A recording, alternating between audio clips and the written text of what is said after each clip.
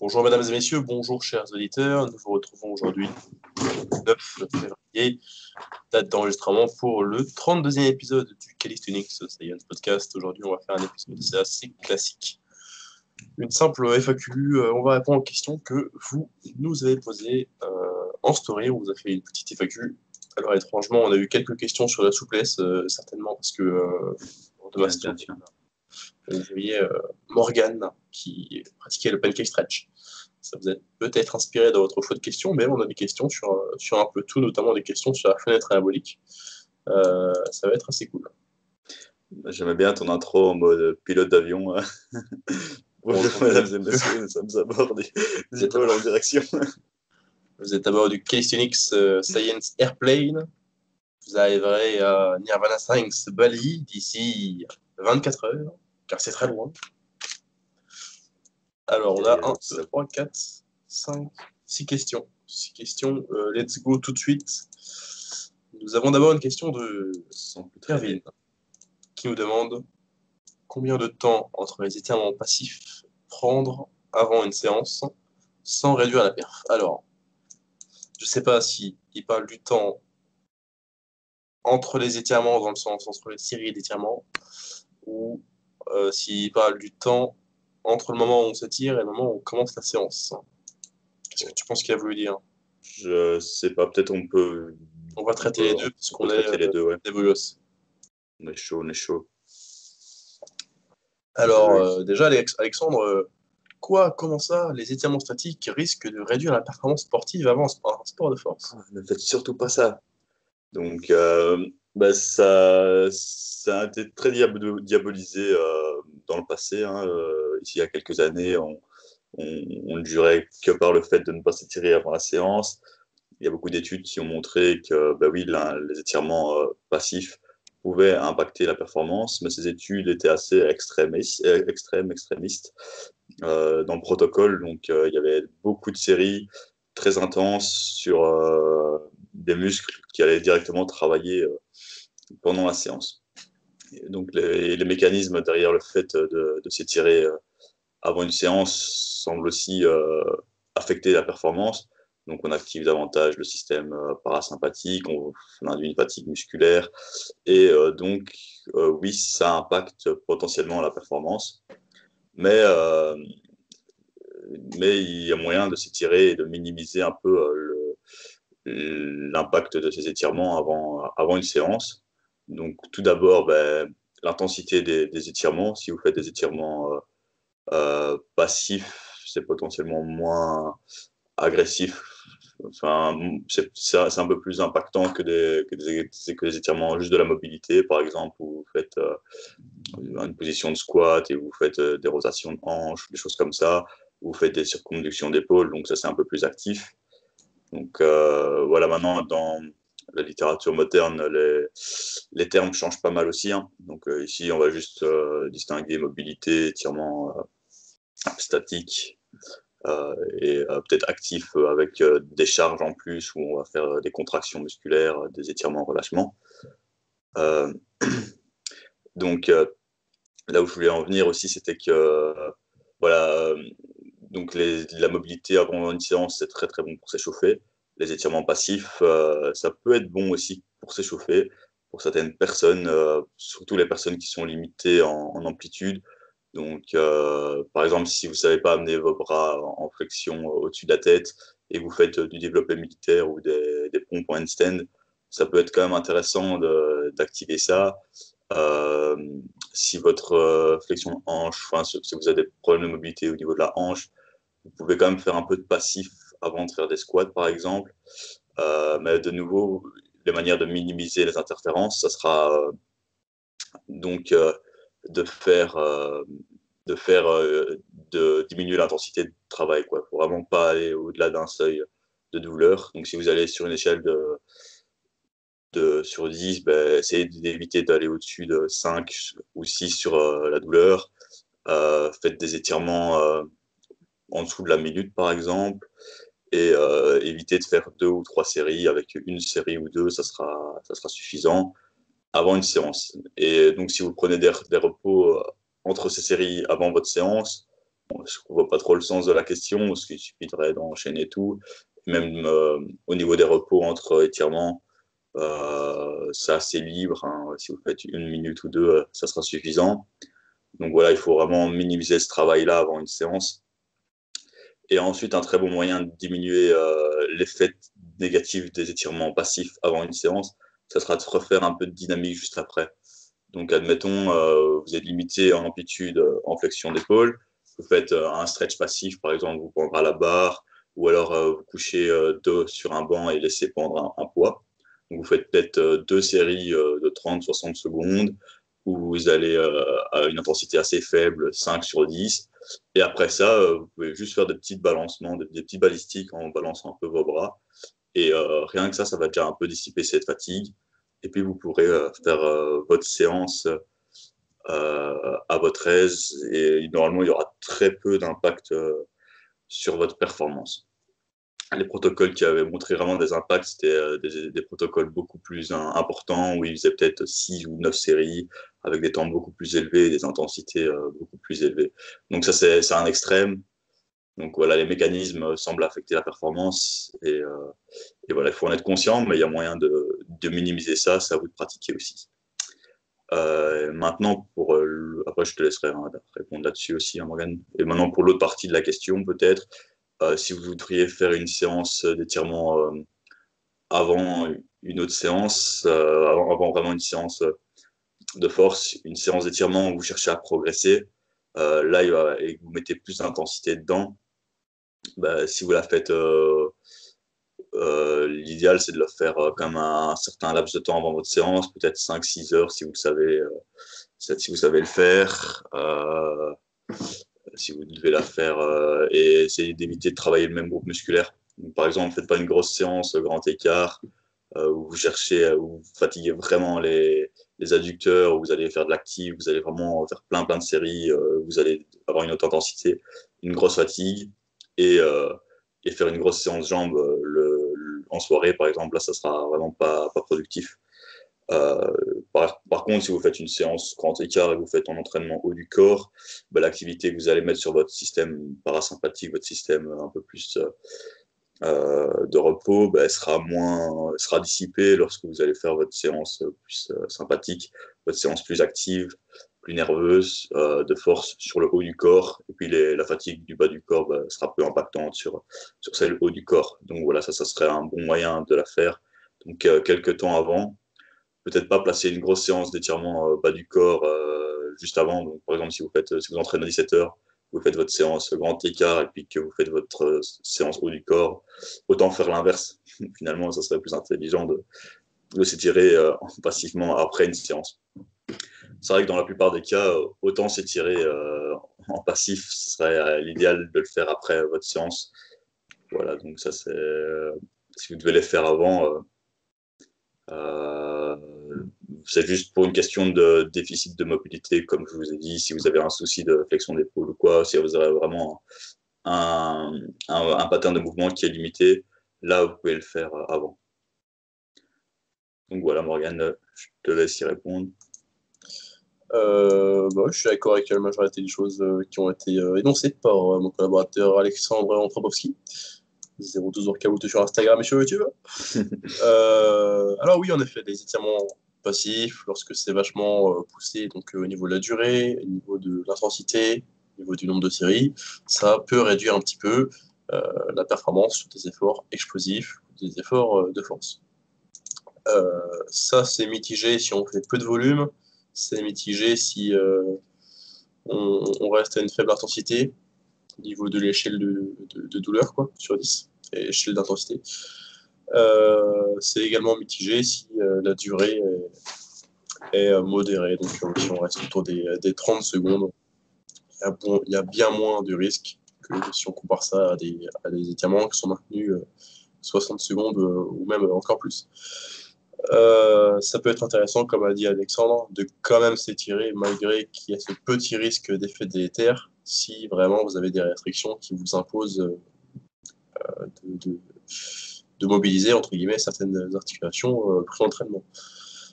Par exemple, la flexion d'épaule pour le handstand, comme Alexandre l'a dit, ou par exemple, votre pancake stretch pour des press to handstand. Parce que, par exemple, pour des press to handstand, dans tous les cas, c'est pas la force de vos ischio-jambiers qui va vous limiter. Donc, même si, supposons que en vous étirant passivement en pancake stretch, vous réduisez temporairement la force de vos adducteurs et de vos ischios, et ben c'est pas ça qui va vous empêcher de faire des presses, parce que de toute façon, ce sera pas le facteur limitant. Et que de toute façon, c'est pas un mouvement où la force sera toujours le facteur limitant pour l'intégralité des individus, les presses. Press to handstand, du moins, pas forcément les planches press to handstand. Et ensuite, dans la question de Erwin, il nous dit combien de temps entre les étirements statiques. Alors, si c'est entre les séries, j'en ai aucune idée, je sais pas du tout si. Il n'y a pas beaucoup de littérature. Si ça change quelque chose, c'est pas quelque chose qui est très étudié. Et ensuite, pour la question de est-ce que ça prend un certain temps, est-ce que cet effet se dissipe, c'est à peu près de l'ordre de 1 heure. Donc, c'est au-dessus d'1 heure que on peut faire une séance de souplesse longue, intense, avec des positions qui sont tenues longtemps, sans ensuite avoir l'effet délétère sur la séance qui suit. Donc, dans tous les cas, ça peut être plus convenient de faire la souplesse après la séance, si le but est vraiment de gagner en souplesse. Et par contre, si c'est juste pour s'échauffer, on peut s'étirer avant la séance, mais de préférence avec des étirements dynamiques plutôt que des étirements statiques. Et si vous faites du statique, faites-en peu et sans passer au-dessus des 30 secondes et vous serez relativement safe.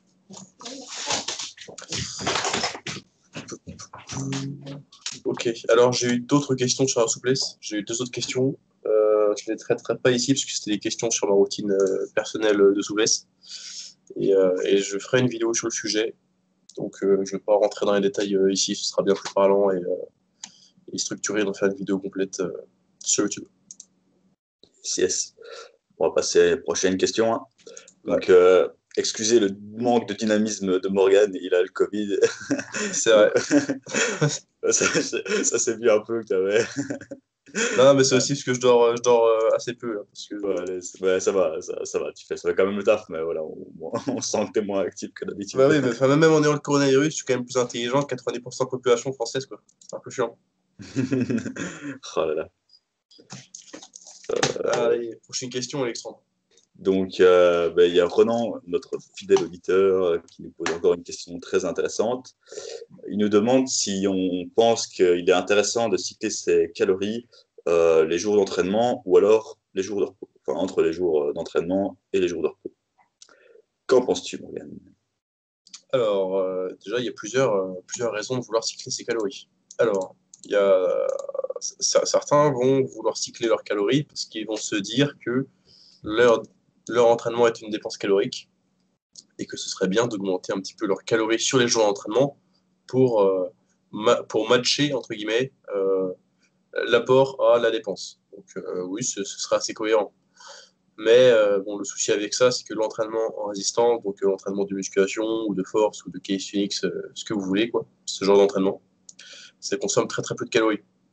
Ça consomme entre 200 et 400 calories pour une séance de 45 minutes à 1h30 environ, quoi. Bon, après, ça dépend des groupes musculaires qui sont sollicités, etc., du volume, mais ça consomme vraiment assez peu de calories. Sachant qu'en plus, sur ces 200, 300, 400 calories de la séance, il faut aussi voir que il y a des calories que vous aurez dépensées de toute façon, même sans faire votre séance. Donc, faire une séance de musculation, ce n'est pas augmenter votre dépense quotidienne de 300 calories, c'est augmenter votre dépense de 300 moins ce que vous aurez dépensé, pardon, ce que vous auriez, subjonctif, dépensé si vous étiez resté sur votre canapé pendant cette heure-là. Du coup, c'est même pas ces fameuses 300 calories-là qui vont être une dépense supplémentaire. C'est encore moins que ça. Donc voilà, cette théorie-là, cette volonté de vouloir augmenter les calories sur les jours où on s'entraîne, c'est pas vraiment fondé parce que on dépense assez peu de calories. Après, la deuxième raison pour laquelle on pourrait vouloir augmenter ses calories sur les jours d'entraînement, d'ailleurs, ce serait même pas. Ok, d'accord. En vrai, il y a 2 choses là-dedans. Ce serait vouloir augmenter ses calories pour avoir spécialement plus d'énergie pour une séance.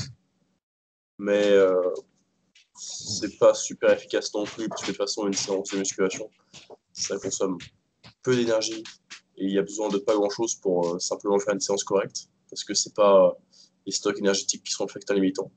Enfin, pas le glycogène, du moins, le plus souvent. Je meurs. Donc, ok, première chose, ça va pas spécialement vous aider de beaucoup manger en calories, en glucides avant un repas, pardon, avant un entraînement, ça va dire manger avant un repas. Et par contre, deuxième chose, ce qui pourrait avoir plus de sens au niveau du timing des nutriments, ce serait de consommer plus de calories sur les repas qui suivent l'entraînement, plutôt que consommer plus de calories sur les repas qui précèdent l'entraînement. Pourquoi? Parce que l'entraînement est un stimulus anabolique. Suite à l'entraînement, on va pouvoir augmenter notre synthèse protéique, on va pouvoir gagner du muscle avec les protéines qu'on va consommer. Et du coup, ce serait intéressant, sur les repas qui suivent un entraînement, de donner en fait les matériaux nécessaires à la prise de muscle. Donc plus de calories, plus de protéines, pour optimiser les adaptations d'hypertrophie qu'on va avoir suite à cette séance-là. Donc, le meilleur cyclage des calories, selon moi, c'est d'augmenter un petit peu. Enfin, c'est, comment dire, ne pas penser en termes de jours d'entraînement, jours de repos, mais penser en tant que penser en repas qui suivent un entraînement et repas qui ne suivent pas l'entraînement. Ce qui peut faire que, disons que vous vous entraînez le lundi, mais que vous vous entraînez ni le dimanche, ni le mardi. Quels repas devront être les plus caloriques? Eh bien, certainement, ça devra être les repas du lundi après-midi, si vous entraînez le lundi midi, ainsi que les repas du mardi matin, mardi midi. Parce que ce seront les repas qui seront dans votre fenêtre anabolique, entre guillemets, c'est-à-dire la période pendant laquelle votre synthèse protéique est élevée. Voilà, en fait, bon, le terme fenêtre anabolique est un petit peu particulier à utiliser, parce que pendant longtemps, on entendait parler comme étant juste une période d'une demi-heure ou une heure après la séance où ce serait la seule opportunité pour gagner de muscle. Et c'était très utilisé comme concept pour vendre de la whey en fait. Hein. Parce que voilà, ça permettait de vendre le produit qui permettrait d'améliorer les adaptations à l'entraînement. Mais en réalité, la fenêtre anabolique dure bien plus longtemps que ça. Plus vous êtes avancé, moins elle dure longtemps. Chez un débutant, c'est à peu près 72 heures. Donc, un parfait débutant, suite à une séance donnée, va prendre du muscle, ou du moins avoir sa synthèse protéique élevée pendant 72 heures, donc 3 jours suite à cette séance-là. Et plus on est avancé, plus cette fenêtre se rétrécit. En fait, c'est pas vraiment l'ampleur de l'effet qui réduit, c'est-à-dire que par quantité horaire, certes, ça réduira avec le temps, c'est-à-dire que sur les 6 heures qui suivent votre séance, vous prendrez plus de muscle en étant débutant qu'un avancé, mais pas tant que ça, c'est plutôt juste que cette période pendant laquelle on prend du muscle après une séance sera plus courte chez un avancé que chez un débutant. Et du coup, chez un avancé, sa fenêtre anabolique peut être restreinte à environ 24 heures, tandis que c'était quasiment le triple chez un débutant. Et à l'inverse, du coup, si on prend pour exemple notre individu qui s'entraînait le lundi, mais ni le dimanche, ni le mardi, eh bien, ces repas qui pourront être les moins caloriques, pour pouvoir faire de la place, entre guillemets, pour ces autres repas, ce sera les repas du lundi matin, donc ces repas avant l'entraînement, parce que ce seront les repas qui suivront un jour de repos, du coup, où il y a assez peu de protéines nouvelles à construire. Parce que la synthèse protéique ne sera pas élevée par l'entraînement de la veille, vu qu'il n'était pas entraîné le dimanche. Alors, j'espère que vous avez suivi. C'était un peu poussé. Ça, c'est un concept qu'adorent les Bayésiens. Il n'y a pas besoin d'aller aussi loin. Enfin, je vais même directement enchaîner sur sa question suivante, parce que j'en ai parlé un petit peu. Ouais, tu as pas mal d'abordé. Les deux sont liés, hein, je rappelle. Sa première question, c'était: pensez-vous qu'il est important de cycler ses calories jour d'entraînement, jour de repos?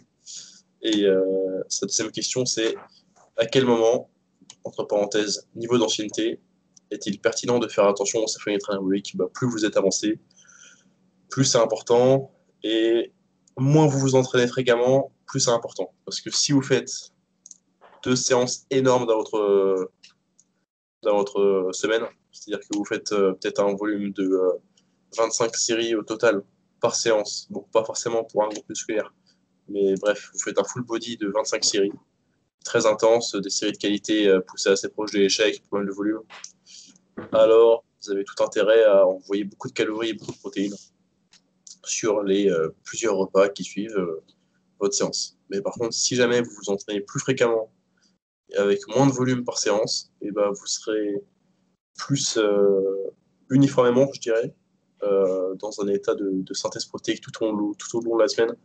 Et du coup, ce serait moins important de se concentrer sur le timing exact des nutriments et de vos protéines, etc. Mais grosso modo, plus on est avancé, plus il faut se poser la question. Parce qu'un débutant, il va prendre du muscle entre guillemets toute la semaine, même sans trop se poser des questions. Il suffit qu'il fasse 2 fois chaque groupe musculaire par semaine et il est en permanence dans un état de synthèse protéique. Enfin, dans un état où il peut déclencher la synthèse protéique en consommant un repas protéiné dépassant son seuil de leucine. Donc voilà, résumé de la réponse. Plus on est avancé, plus c'est important de se soucier de sa fenêtre anabolique en termes de quand on consomme plus de calories, quand on consomme plus de protéines. Pour ce qui est ensuite de je veux manger plus de calories mais je vais en entraînement pour mieux récupérer, oui, mais dans ce cas-là, il faut juste manger plus de calories sur les repas qui suivent l'entraînement. Pour ce qui est du je veux manger plus de calories sur mes jours d'entraînement pour matcher l'apport et la dépense, oui, mais de toute façon, ça a assez peu de dépenses énergétiques à l'entraînement. Donc, il n'y a pas besoin de varier tellement son apport calorique de jour en jour. Et pour ce qui est du je veux manger davantage pour avoir plus d'énergie lors de ma séance, ça c'est grandement un effet placebo, hein, parce que l'entraînement consomme assez peu de ressources énergétiques. Ouais, je suis assez d'accord avec tout ce que tu as dit là. Hein, donc, il y a intérêt, sinon t'es viré du Calisthenics Science podcast en fait. Ouais, je ne peux qu'être d'accord. Du coup. Non, mais même... Ah non, c'est clair, hein. Finalement, le cycle à ces calories, ça a l'air, c'est assez sexy sur papier et tout, mais en vrai, il n'y a pas beaucoup, de- d'intérêt à le faire. Ça change pas, ça fait pas la différence. Euh, ça change pas grand-chose finalement. Moi, je pense qu'il peut y avoir des intérêts juste psychologiques, placebo. Là, on se dit, on mérite un peu ce qu'on gagne en s'entraînant bien. Et voilà, on va juste faire un peu attention à cette fenêtre anabolique, comme tu l'as dit, qui est peut-être beaucoup plus courte chez les avancés. Euh, mais même si en général, les avancés ont quand même une fréquence d'entraînement assez grande. Hein. Si vous entraînez 4-5 fois semaine, ça sera de nouveau assez faible.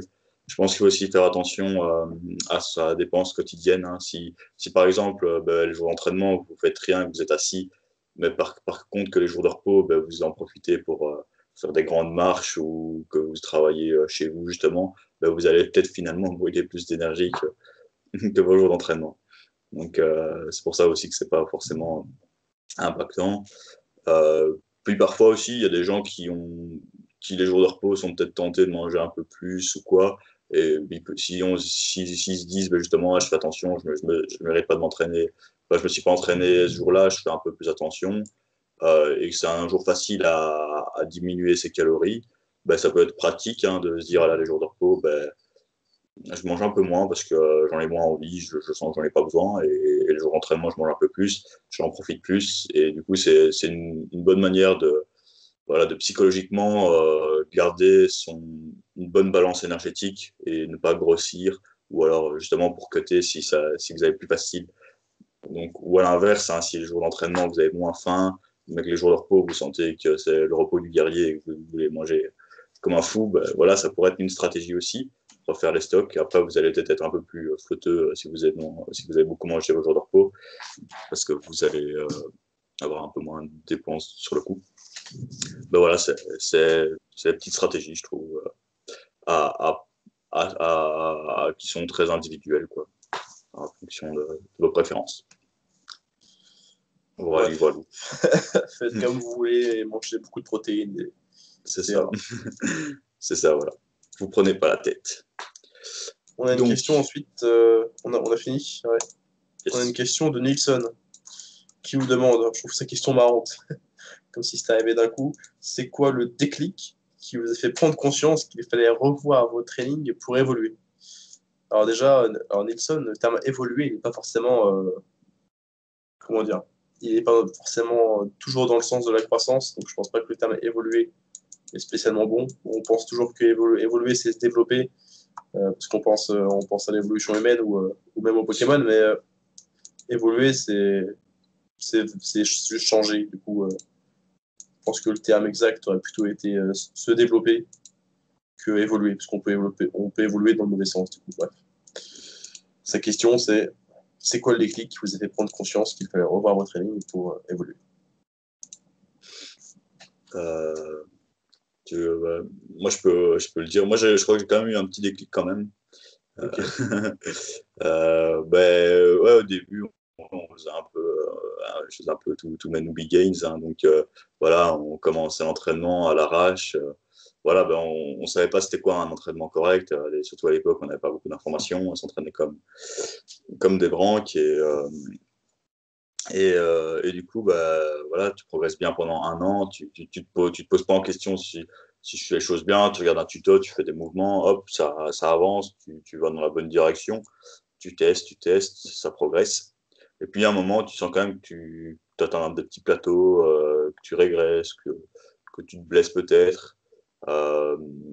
Et puis, à l'époque, les informations commençaient à venir et tout. J'ai vu j'ai vu pas mal de sources qui parlaient d'un entraînement intelligent où il fallait prendre ses notes, prendre des notes d'entraînement, commencer à splitter le travail entre groupes musculaires et tout. Donc là, j'ai quand même pris conscience qu'il fallait le faire. Mais au début, je voulais pas le faire parce que ça me plaisait pas de le faire. C'était un peu trop stressant. Je prenais moins de plaisir à le faire. Mais voilà, après le temps, je me suis rendu compte peut-être pendant une année où j'ai quasiment stagné. Je me suis dit, là, il y a un truc qui va pas, il faut que je fasse quelque chose en plus. C'est pas possible, je vais faire vraiment un truc. Du coup, j'ai vraiment commencé à m'écrire un programme sur papier et à tenir un carnet d'entraînement. Et donc, à partir de ce moment-là, j'ai quand même senti que ça évoluait mieux et que c'était un peu plus logique. Donc voilà, j'ai vraiment eu un petit déclic en prenant ça en compte, quoi. Et ensuite, même récemment, ici, il y a 2-3 ans, j'ai eu le déclic de prendre un coach tout simplement. Et ça, c'est un super déclic pour évoluer. Donc voilà, on pourrait dire qu'il y a plusieurs déclics. Hein. Par exemple, ça serait aussi un déclic de faire attention à ce qu'on mange. Ça, c'était aussi un déclic que j'avais eu à l'époque. Puis le déclic de prendre des notes. Puis voilà, on peut dire déclic de prendre un coach. C'est tout des steps que vous passez et qui vont vous faire avancer, tout simplement. Morgane, je sais pas pour toi. Moi, je trouve que ça a été très linéaire, en fait. Ouais, au début, j'ai commencé à m'entraîner en faisant un peu de la merde, évidemment, hein, en faisant tout ce qui me passait par la tête. Mais oui, enfin, j'ai toujours été curieux d'optimiser les choses. Donc, j'ai regardé beaucoup de vidéos YouTube sur le sujet. C'est pas sur YouTube qu'on trouve toujours le meilleur groupe. Attendez. Ivre, il meurt en live. C'est pas toujours sur YouTube qu'on trouve le meilleur contenu. Putain, je vais y arriver. Sauf sur nos chaînes. À part sur nos deux chaînes respectives qui sont carrément incroyables. La mienne un peu plus incroyable que celle d'Alexandre, mais il progresse. Je prank. Bref, sinon j'ai toujours été curieux. Bon, évidemment, sur YouTube, on trouve pas toujours ce qui est idéal, mais c'est avec le temps que quand même on découvre différentes méthodes, on expérimente différentes choses. Et puis c'est surtout avec le temps qu'on commence à se poser les bonnes questions. Aimes-tu du coup cette expression, à se poser les bonnes questions? Mais les débutants se posent des questions déjà sur des choses qui n'ont aucune importance, mais également ils n'ont pas le bon raisonnement sur beaucoup de choses. Parce qu'ils ne savent pas. Enfin, ils cherchent la mauvaise solution aux problèmes qu'ils ont. Je vais essayer de vous trouver un exemple pour que ce soit assez parlant. Ok, ils vont te dire quel est le volume d'entraînement idéal, alors que leurs séries ne sont pas déjà de qualité niveau exécution. Ils ne tirent pas déjà le maximum de leur série déjà de base.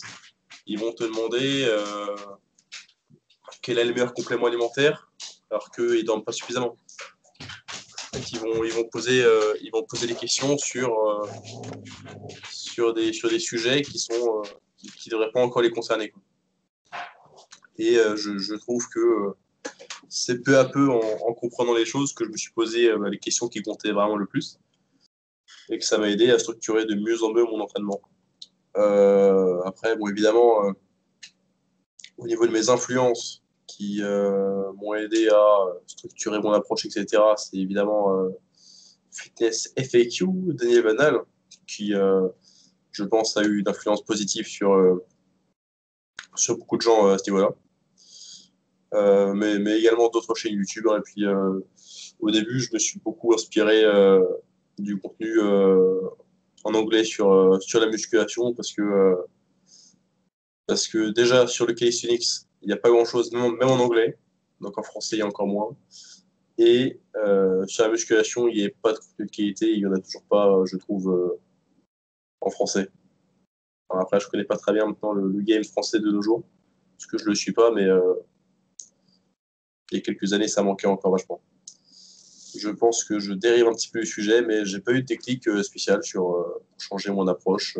C'est avec le temps que j'ai toujours été curieux et que j'ai fait mes propres recherches. Et c'est en expérimentant les choses que j'ai trouvé quelles étaient les approches qui me convenaient le mieux. C'est-à-dire en ce moment, l'approche assez feignante. Je commence à réapprécier un petit peu mes séances. Du coup, je suis plus qu'un demi-feignant, mais ce qui est marrant, c'est que je fais plus de gains que des débutants qui s'entraînent 2 fois plus que moi, parce qu'en fait, ils s'entraînent 8 fois trop, du coup. Voilà, la bise. Voilà. Toujours en quête d'optimisation à la fin, donc la recherche un peu de ce qui fonctionne. Et voilà, il y a toujours des petites améliorations, donc dans tous les cas, peu importe son niveau, c'est ça qui est beau. Et ça prend du temps, parce que certes, les premières Ouais. années, physiologiquement, on est censé beaucoup progresser au début. Mais en fait, vu qu'on n'a pas les bonnes informations, on n'a pas la bonne méthode, putain, ça me tue de dire on n'a pas la bonne méthode. Genre, on dirait qu'il y a un truc magique. La méthode. Comme, voilà, dédicace aux gourous d'Instagram qui font passer les méthodes avant les principes. Non, enfin voilà, au début, il va falloir beaucoup se renseigner.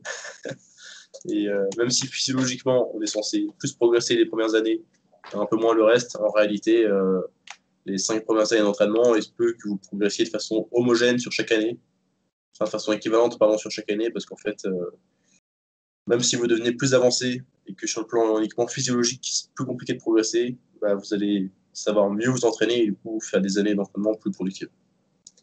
Donc Nilsson, il faut du temps et à dans 5 ans pour être très strong. Yes. Prochaine question.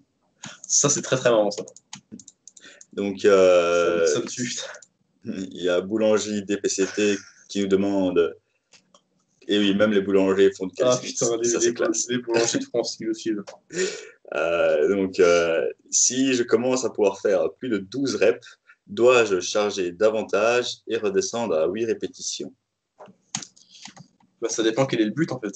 Ça dépend quel est le but. Parce que déjà, c'est marrant comment la question est formulée, parce que c'est vrai que ça sous-entend qu'il faut rester dans du 8-12 reps, qui est la fourchette d'hypertrophie, un petit peu, qui est très grandement un mythe en fait, puisqu'on peut gagner de façon équivalente du muscle avec des séries allant de 5 à 30 reps.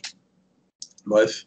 Mais si on prend uniquement cette question dans le sens quel est le meilleur schéma de progression, alors oui, c'est tout à fait OK de simplement rebaisser fourchette de rep et de hausser l'intensité quand vous arrivez sur la tranche haute de ce que vous étiez fixé au préalable. Donc, par exemple, vous pouvez faire un cycle d'entraînement ou une séance où vous vous dites je vais m'entraîner de la sorte sur du 5 à 8 répétitions. Et la façon dont je vais procéder, c'est une double progression. Du coup, de séance en séance, je vais commencer à 5 et je vais augmenter mes répétitions jusqu'à finir à 8. Et une fois que je serai capable de faire toutes mes séries à 8 répétitions, je vais simplement augmenter l'intensité, c'est-à-dire la charge ou la variante de l'exercice. Quelque chose de plus compliqué si c'est du poids de corps. Et je vais baisser la fourchette de rep pour ensuite, toutes les séances suivantes, réaugmenter le nombre de répétitions, etc. etc. C'est une double progression. Il y a plein de progressions qui existent. Vous pouvez manipuler votre nombre de séries, votre nombre de reps, votre intensité, tout cela à la fois. Mais c'est une progression assez classique qui est assez simple à implémenter. Donc ça peut fonctionner. Mais voilà, c'est une question assez simple. La réponse, c'est juste que ça peut être un bon schéma de progression, c'est tout. Voilà, je suis d'accord, hein, c'est un schéma de progression assez sympa, hein, assez sympa. Je pense que ça dépend aussi de certains exercices, hein, qui sont peut-être plus difficilement réalisables au-dessus de 12 reps, hein. Par exemple, du squat ou, ou certains exercices lestés même qui deviennent assez compliqués au-dessus de 12 reps. Les pompes lestées, c'est vachement cardio. Mhm. Ouais, ouais, les pompes lestées, souvent, là, en plus du cardio, il y a aussi le fait que la posture se dégrade fortement à partir d'un certain nombre de reps, surtout quand la charge est quand même assez intense. Par exemple, des pompes lestées, si vous êtes vraiment, c'est assez rare, quand même bien difficile. Souvent, à 12 reps, vous allez avoir peut-être un manque de gainage si vous avez une charge assez importante. Le squat aussi, vous allez peut-être faire quelques erreurs techniques avec des répétitions un peu plus grandes. Donc voilà, tout dépend de l'exercice. Maintenant, par exemple, sur un exercice que vous contrôlez bien et que vous avez un bon mental, il n'y a aucun souci, hein. Puis tous les exercices d'assistance, hein, sur du curl, voilà, c'est un peu, ça ne sert pas à grand chose de rester en la 8 reps et vous n'allez pas avoir ce déchet technique en général avec un nombre de répétitions plus haut. Votre cardio et votre posture va être moins limitante, quoi. Donc le cardio sera souvent quand même limitant, ça c'est vrai en fait. Donc voilà, mais sinon le schéma de progression il est très correct. Et voilà, si votre objectif c'est l'hypertrophie, si vous êtes en 5-30 reps, c'est bon. Et si vous aimez bien travailler entre 8-12, c'est totalement OK. Donc voilà. Ok, bon, c'est une question tout à fait simple. Alors, attendez. Ah oui, j'avais une autre question. Clac, clac, clac, qui était... Instant. Putain, c'est pas pro, mais c'est pareil. Ah oui, voilà. J'ai une question de Brigitte. Brigitte Landru, qui est en fait Étienne Sahel. Je sais pas comment il s'appelle comme ça sur Instagram. Hop, ça balance son nom comme ça. Ah ouais, maintenant on sait c'est qui, tout le monde ira se former. Tout le monde sait qui est Brigitte maintenant, putain de merde. Dans un cycle de force orienté streetlifting, en ce qui concerne le dips et la traction, que penses-tu de calculer ces charges en fonction du pourcentage de poids de corps plus charge plutôt que la charge seule? Alors, ce constat, cette question, il vient du fait que lorsque l'on fait du streetlifting, évidemment, on soulève à la fois son propre corps, mais aussi la charge externe. Sur des mouvements de powerlifting, bon, même si on pourrait argumenter que sur le squat, on squatte quand même un peu son poids de corps, et que sur le deadlift, on se redresse quand même avec son propre poids de corps, ok. Quoi qu'il en soit, le mouvement est quand même difficile pour la barre que l'on soulève, hein. Pas spécialement pour notre propre poids de corps, à moins qu'on soit un parfait débutant et ou en surpoids. Mais bref, sur des mouvements à chaîne cinétique ouverte, donc quand on manipule une charge avec, c'est l'extrémité des membres qui travaillent, qui est mobile, c'est-à-dire par exemple les mains à deux pieds couchés, c'est un mouvement à chaîne cinétique ouverte. Dans le mouvement à chaîne cinétique ouverte, la majorité de l'effort provient de la charge que l'on a à soulever. Ok. Et dans ces types de mouvements, on peut calculer le pourcentage de la charge pour programmer des fourchettes de répétition. Donc, on calcule un pourcentage du 1RM parfois, etc., etc. Et ça nous donne, par exemple, un format tel qu'un 3x5 à 80% du 1RM à réaliser. Voilà. C'est quelque chose qui se faisait beaucoup avant, qui se fait un petit peu moins désormais. Le souci qui se pose, c'est que lorsqu'on fait du lifting, on soulève aussi notre poids de corps. Et du coup, la question, c'est est-ce qu'on doit, lorsqu'on utilise pourcentage, utiliser un pourcentage seul de la charge supplémentaire que l'on soulève, ou est-ce qu'on doit calculer aussi notre poids de corps dans l'équation? Évidemment, ce qui serait le plus cohérent, ce serait de calculer notre poids de corps dans l'équation, parce que ce serait plus représentatif de l'effort qui est fourni. Et ce serait mieux, ce serait plus précis en fait. On obtiendrait du coup des formats de répétition, des pourcentages qui seraient plus cohérents et qui seraient plus ce qu'on cherche tout simplement. Parce que par exemple, imaginons que vous avez un type à 50 kg, eh bien vous allez devoir peut-être faire un 3x3 à 85% de ça, ce qui fait 42,5 kg. C'est vachement lourd pour un 3x3. Parce qu'il y a également votre poids de corps là-dedans, et faire un 3x3 à uniquement 7,5 kg de moins que votre IRM, parce que votre IRM est 50 kg, c'est quand même vachement dur. Alors que si on inclut votre poids de corps, que ce soit 100% de votre poids de corps ou 90, parce que en fait sur un dips, vous ne portez pas vos avant-bras en fait, qui sont simplement d'appui sur la barre, ça ferait du coup bien moins que 42,5 kg, parce que il y aurait une partie de votre poids de corps qui, vu que ça entre dans le pourcentage, ça ferait un plus gros chiffre au départ, et du coup, en sortie, ça ferait un chiffre plus bas, parce qu'il y aurait... Bref, compliqué à expliquer, mais si vous utilisez uniquement comme repère la charge externe que vous soulevez, vous allez avoir des choses très difficiles à atteindre, parce que vous aurez l'intégralité de votre poids de corps à soulever, plus le pourcentage de la charge. Alors que si vous incluez votre poids de corps, vous aurez en fait un pourcentage de la charge totale, c'est-à-dire vous plus votre poids de corps, et du coup, vous aurez moins de charges à ajouter parce que ça inclura déjà l'intégralité de votre poids de corps, alors que dans votre pourcentage de charge, vous ne devriez supporter qu'une partie de votre poids de corps. Bref, on s'en branle. Tout ça pour dire que si vous le faites en pourcentage de la charge externe uniquement, vous allez avoir des formats beaucoup trop durs. Okay. Mais si on choisit d'ajouter aussi le poids de corps, c'est plus précis, mais il y a un autre souci qui se pose, comme j'ai dit, c'est que c'est pas toujours 100% de votre poids de corps, parce que selon le mouvement, vous n'allez pas toujours porter une partie de votre corps. Sur les dips, par exemple, vos avant-bras vont toujours rester verticaux. Il n'y a pas, à proprement parler, de groupe musculaire qui va mouvoir vos avant-bras pendant le mouvement, parce qu'ils vont rester toujours à la verticale et qu'il n'y aura pas à les déplacer. Il n'y aura pas de mouvement à créer à ce niveau-là.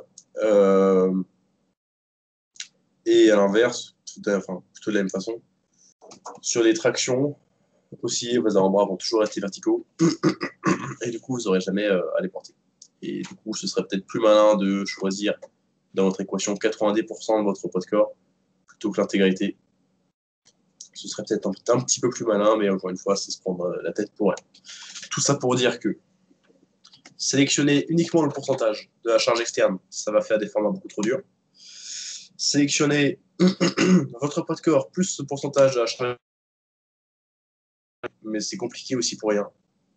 Sachant qu'en plus, il y a déjà un souci à utiliser un pourcentage, même quand c'est un exercice qui se porte assez bien à l'utilisation des pourcentages, comme le développé couché par exemple, donc mouvement en chaîne, signalité couverte, c'est que selon les individus, pas tout le monde sera capable de réaliser le même nombre de répétitions à un même pourcentage du 1RM.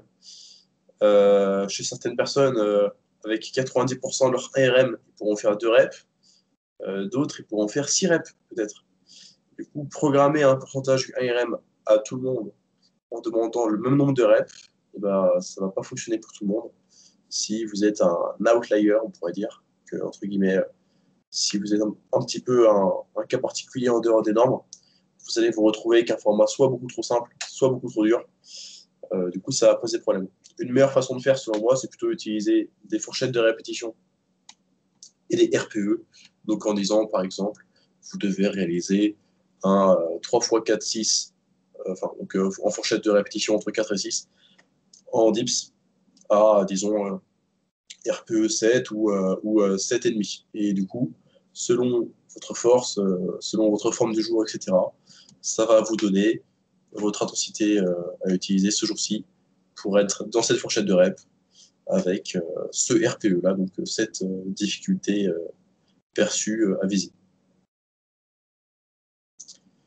Du coup, les pourcentages, pour moi, c'est pas trop à utiliser. Surtout que ça devient de plus en plus hasardeux à mesure qu'on s'éloigne du 1RM. On pourrait peut-être utiliser, dans un seul cas de figure, selon moi, des pourcentages. Ce serait lorsqu'on est en picking et que là, chaque kilo compte et qu'en plus, on peut être assez précis sur la sélection de la charge et qu'on peut, avant un meet, avant une compétition, vraiment viser genre un single à 93, 75%, à 92,5%, des trucs très précis du genre. Et là, bon, ce serait le seul cas de figure où ce serait malin de faire utiliser des pourcentages. Encore qu'il reste le souci que dans le streetlifting, c'est dur d'utiliser le meilleur outil possible parce qu'il y a le poids de corps en plus de tout ça. C'est une galère. N'utilisez pas de pourcentage. Et arrêtez de me poser des questions dessus, vous êtes chiant. Ouais, tu as bien répondu à la question. Mais il y a Merci. quand même quelques. Voilà, c'est vraiment très complet. Moi, j'avais justement proposé cette formule dans les programmes où on devait calculer en poids de corps, en pourcentage par rapport en rajoutant juste son poids de corps. Et c'est vrai que la formule paraissait assez facile, quoi. Donc, on se retrouvait avec des charges plutôt très simples à soulever. Donc, c'était assez conservateur. Mais c'est pas plus mal parce que en début de cycle, c'est quand même souvent intéressant de commencer assez light. Et voilà, si vous appliquez une surcharge progressive. Comme j'ai proposé, quand vous arrivez en semaine 4-5 de votre programme, vous arrivez quand même dans des fourchettes assez intenses et vous avez quand même fait pas mal de gains pendant le programme. Et la plupart des individus quand même répondent généralement bien au pourcentage. Et, euh, et c'est parfois plus simple, vous n'avez pas à vous autoréguler. Il y a quand même des personnes qui réagissent bien en pourcentage, même si maintenant, de plus en plus, les RPE, avec une fourchette de répétition donnée, s'avère plus intéressant. De manière générale, le son, hein, je suis d'accord que maintenant, j'évolue aussi vers cette approche. Voilà, c'est vrai que mais j'aimais bien la solution que tu proposais, que par exemple, utiliser la formule avec 90% de son poids de corps, 90% de son poids de corps. Ça pourrait être plus intéressant, un peu moins conservateur, mais plus réaliste, plus représentatif d'un pourcentage de la charge totale que vous allez déplacer. Donc, c'est vraiment bien. Puis, voilà, hein, donc, travailler comme ça avec un RPE, c'est aussi intéressant parce que souvent, en fait, quand vous faites vos séries de travail, votre RPE va augmenter et peut-être vos répétitions en réserve vont diminuer lors de vos séries. Par exemple, lors de votre première série, vous allez peut-être faire 8 répétitions à un RPE de 8 par exemple, ou 7-8. Votre deuxième série, ce sera peut-être pas, si vous refaites 8 répétitions, votre RPE va peut-être être à 8,5, voire 9. Et donc, vous allez peut-être devoir en faire 7 pour garder un RPE de 8.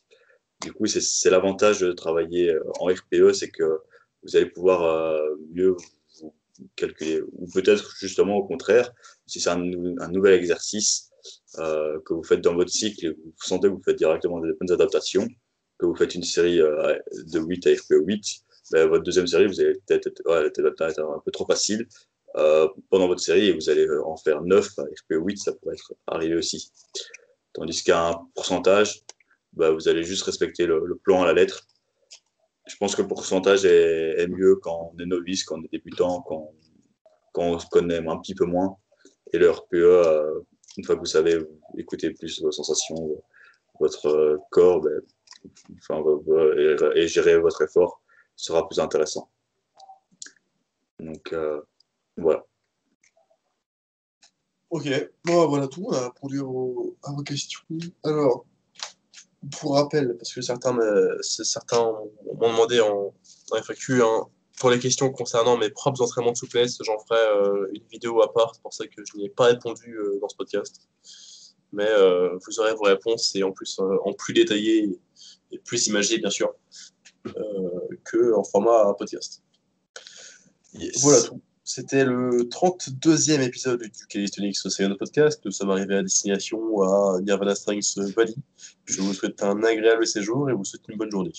Au revoir, chers auditeurs. Entraînez-vous bien.